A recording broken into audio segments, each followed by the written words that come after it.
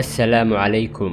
2019 Sundar Pichai waxa uu qaatay mushaar dhan $281 milyan oo dollar, taasoo ka dhigaysa mid ka mid ah maamulayaasha ugu mushaarka badan dunida. Sundar Pichai waa maamulaha guud ee Google iyo maamulaha shirkadda Alphabet oo ah mid ka mid ah shirkadaha ugu qiimaha badan caalamka. Laakiin horumarka maanta uu gaaray Sundar Pichai waxa uu u soo maray waddo aad u dheer, dad maraana ay yar yihiin. Xilli waxaa soo maray Sundar Pichai iibsashada boorsada buugaagta lagu qaato ay ku adkayd dhaqaale daro awgeed. Maantana waa milyaneer, hogaamiye shirkad saameyn ballaaran ku leh caalamka. Hayaankii uu soo galay Sundar Pichai ayaa dhiirigelin u ah dad badan. Haddaba waa kuma Sundar Pichai, sideese u gaaray darajadan inuu helo mid ka mid ah shaqooyinka ugu muhiimsan uguna mushaarka badan, kana helo shirkadda ugu weyn caalamka internetka.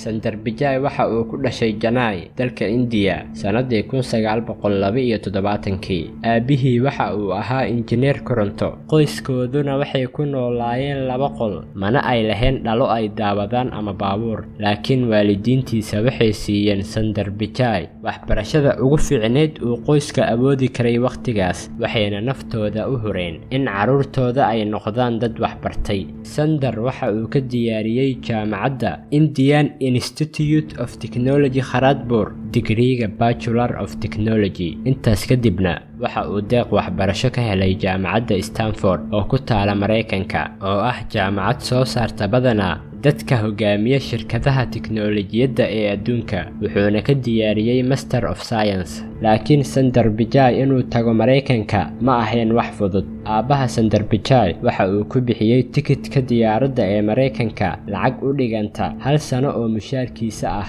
Markii Sundar Pichai uu imaaday Mareykanka 1993, wuxuu la yaabay sida ay Mareykanka wax walba qaali u yihiin. Isagoo ka sheekeynaya wuxuu yidhi, wicitaanka taleefanka ee dalkayga India wuxuu ahaa in ka badan $2 daqiiqadii. Inaan iibsado boorsada dhabarka waxay la qiimo ahayd mushaarka billaha ah ee aabahay uu ku shaqaynayay. Xilligii uu Mareykanka waxbarashada u joogay, waxay reerkiisa u waayeen lacag uu biisho, baahiyihiisa dheeraadka ahna uu ku qabsado. Ciddeen amaahisana way waayeen. Kadibna waxay ku qasbanaadeen inay ka soo saaraan keedka reerka lacag $1,000 ah, waana lacag ka badan mushaarka aabihii uu qaadan jiray sanadka oo dhan. Sundar Pichai markii ugu horeysay waxa uu ka shaqo bilaabay shirkadda Applied Materials oo ku taala Mareykanka. Kadibna wuxuu ka shaqo bilaabay shirkad labaad oo la oran jiray McKinsey Company. Isla waqtigaas, Sundar Pichai ayaa go'aansaday helitaanka shahaadada MBA, taasoo kor u sii qaaday xirfadiisa.